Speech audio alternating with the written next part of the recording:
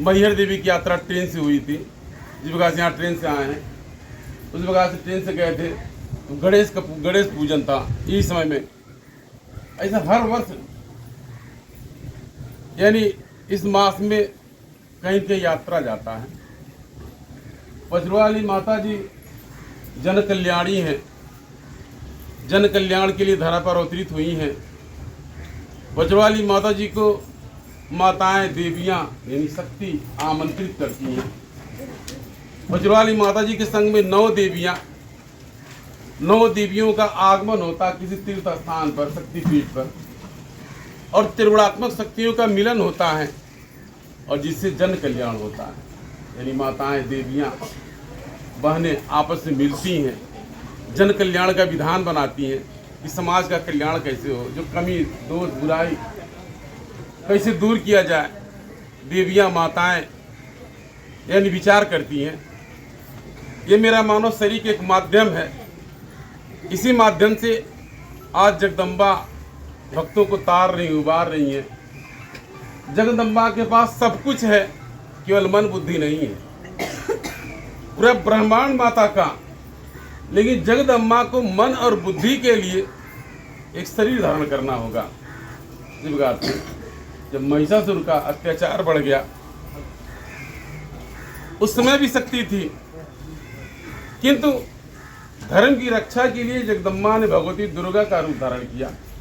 यानी मन बुद्धि उनके साथ जब एक मानव शरीर का आकृति लिया, उस आदिशक्ति ने आकृति का रूप लिया, एक मानव शरीर का आकृति का रूप लिया, तो उनके मन में मन बुद्धि करुणा दया प्रेम सब कुछ साकार रूप से। उसी प्रकार से जगदम्बा के पास सब कुछ है, केवल मन बुद्धि नहीं है। और यही नहीं, कोई भी देवी देवता कितनों धनवान कितनों ज्ञानवान कुछ भी रहे, उनके पास शरीरिया नहीं है। इसलिए देवी देवता भी तरसते हैं कि मनई देह पाने के लिए। मानव कितना अच्छा जीवन व्यतीत करता है, देवता लोग दूर से तरसते हैं। इस प्रकार से तो फिर जगदम्बा मेरे मानव शरीर को एक माध्यम बना करके आप भक्तों को तारती हैं, उबारती हैं, कल्याण करती हैं विगत कई वर्षों से। ये पचरुआ दरबार की रचना आज की रचना नहीं है। 47-48 वर्ष हो गया। पहले गोपनीय में था, किंतु जब 2003 का भंडारा हुआ, वहीं से माता जागृति हुई, माता जी की शक्ति जागृति हुई। जन कल्याण के लिए धर्म का डंका बजा, दरबार बना और आप भगत जुड़ने लगे। कितने भक्तों का कल्याण हुआ। तो इस प्रकार से मेरे मानव शरीर के माध्यम से 9 देवियां पचरुआ दरबार में निवास लेती है। और किसी भी स्थान पर वहाँ की शक्ति, वहाँ की माता या वहाँ की देवी, पचरुआली माता जी 9 देवियों को आमंत्रित करती हैं, स्वयं बुलाने के लिए जाती हैं। इसलिए कहा चलो बुलावा आया, माता ने बुलाया। आप लोग का सौभाग्य है कि आज माता के साथ आप लोगों का दरबार में आगमन हुआ। अगर आप हृदय से मन से यानी जो पूजा पाठ अनुष्ठान में लगेंगे, हो सकता है कि जगदम्बा आपको किसी रूप में दर्शन दे, या हो सकता है कि आपकी कामना की पूर्ति तत्काल हो जाए, या आपके भाग्य पर निर्भर करता है। तो फिर ये त्रिगुणात्मक शक्तियों का पूजन होगा। रजोगुण सतोगुण तमोगुण, ये त्रिगुणात्मक शक्तियाँ दरबार के धरा पर अवतरित होंगी, इस थावे दरबार की धरा पर अवतरित होंगी और जन कल्याण का विधान बनाएंगी। अब यह स्थान दर्शनीय और ऐतिहासिक है। ये प्रत्यक्ष प्रमाण है। ये थांवाली माता जी का भक्त का लाज बचाने के लिए, भगत जब भक्ति के लिए पुकारता, अपने आवश्यकता के लिए, जरूरत के लिए, या भगत किसी दुख कष्ट में घिर गया, मान सम्मान जाने लगा, और जब जगदम्बा को भगत ने पुकारा तो जगदम्बा ने उसको किसी रूप में तार दिया, उबार दिया। प्रत्यक्ष प्रमाण है। जगदम्बा ने इसी स्थान पर राजा मनन सिंह के घमंड को चूर किया था। एक पश्चात जगदम्बा महामाया ने भक्त रहसु के माध्यम से यदि दर्शन दिया था। दर्शन मिलते सब कुछ बारंबार कहने के बाद में भी कि शक्ति को कोई देख नहीं सकता, केवल अनुभव किया जा सकता। क्यों भक्त रहसु के आन बान शान की बात आ गई कि मैं तेरी शक्ति को देखना चाहता हूँ। एक पश्चात जगदम्बा बारंबार आगाह करती रही यदि सब कुछ प्रलय हो जाएगा, विनाश हो जाएगा। लेकिन राजा मनन सिंह का समय आ गया था, वो घमंड बस, अहंकार बस, वो नहीं माना। जगदम्बा कमरू कामाख्या से चली, कलकत्ता आई, पटना आई।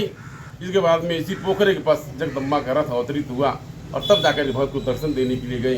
इसलिए ऐतिहासिक और दार्शनिक स्थान है। यहाँ भगत रहसु की तमाम रचनाएं मिलती हैं, अलग अलग प्रकार से दंत कथा के रूप में लोग जानते हैं। भगवती जगदम्बा भगत रहसु को बड़ा मानती थी, उनका बड़ा ध्यान देती थी। इसी बात से राजा मनन सिंह को द्वेष था, जिस कारण द्वेषवश, ईर्ष्यावश, अहंकारवश शक्ति को ललकारा और उसका विनाश हो गया। एक पश्चात भगत रहसु का नाम अमर कर दिया। माता जी ने अपने चरण से उनका नाम जोड़ दिया। आज आप यहाँ भी कहीं दाएं बाएं भगत रहसु का मंदिर स्थान देखेंगे कि किस प्रकार से इनको सिंहासनी देवी भी कहा जाता है। ये माता जी का काली माता का रूप है। यहाँ बलि भी चढ़ाया जाता है। अलग अलग मान्यता, अलग अलग विश्वास के अनुसार से ऐसी मान्यता है कि जगदम्बा ने बारंबार आगाह किया, लेकिन राजा मनन सिंह ने नहीं माना। एक पश्चात यानी भगत रहसु का मस्तक फट गया और जगदम्बा ने अपने कर कमल का दर्शन दिया और भगत रहसु जाकर के सिंहासन पर बैठ गए और सब कुछ प्रलय हो गया। यानी जहाँ ईंट पाथर आप देखेंगे जो ढेर सारा लगा है, ये कभी राजा का महल था, आज ढेर हो गया और शेष उसका खाली चारों तरफ देखने को मिलता है। ऐसी मान्यता है, अलग अलग अनुसार सब लोग जानते हैं। आज उसी जगदम्बा के दरबार में पचड़ी वाली माता जी का बुलावा है। आप बहुत बड़ी श्रद्धा भाव भक्ति पूर्वक आप दर्शन करेंगे। पूरा दिन भर का पूरा टाइम है। आप भक्तजन अभी आपको समय दिया जाएगा, अपना सारा सामग्री वगैरह यहाँ पर रख करके आप जाइएगा, स्नान ध्यान कर, जिसको जहाँ सुविधा जहाँ व्यवस्था, स्नान ध्यान करके आप यहाँ आएंगे। फिर सामूहिक रूप से पूजन कराया जाएगा विधि विधान पूर्वक। आज पूरा दिन थावा वाली माता जी को दे दीजिए, मन चिंतन बोझ हटा दीजिए। आप जानिए आपको कोई काम अटका हुआ है, उलझा हुआ, बिगड़ा हुआ, आपका मान सम्मान दांव पर लगा है, आप छोड़ दीजिए माता जी को। देखिए किस प्रकार से आपके मान सम्मान का लाज रखती हैं, कैसे बचाती हैं, कैसे उबारती हैं। समझ लीजिए जगदम्बा की महामाया की माया है। तो फिर आप भक्तजन यानी अनुशासन का ध्यान देंगे। आपको पूरा खरीद फरोख्त करने का पूरा टाइम मिलेगा, लेकिन जो यहाँ पर बताया जाता है उसको मान लेंगे। अब इसमें से अगर कोई एक लोग कहीं गायब हो जाए, यहाँ का माहौल बिगड़ जाएगा।